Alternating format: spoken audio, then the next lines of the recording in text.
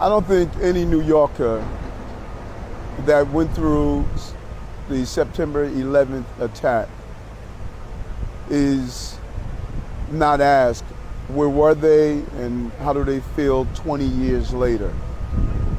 I remember like it was yesterday or fresh in my mind. I was a lieutenant in the New York City Police Department at the time. I started my day early, 5 a.m. because it was election day. And while I was in Manhattan on 70th Street, around that early morning, I saw people staring at the television set inside a store.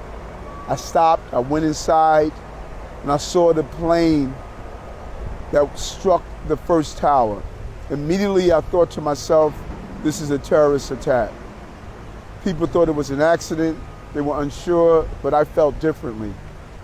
And after the second plane struck the second tower, I realized, and it confirmed to all of us, that our country was under attack in general, but specifically New York City. I made my way to my command because as a police officer, I knew after a major event, we are automatically deployed back to our primary command or our precincts in our local residence. And as I entered the subway station, it was brought to my attention that the trains were stopped because they had to go through Lower Manhattan.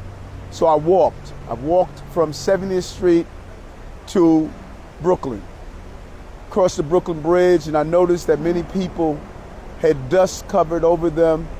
Many people were in a state of shock.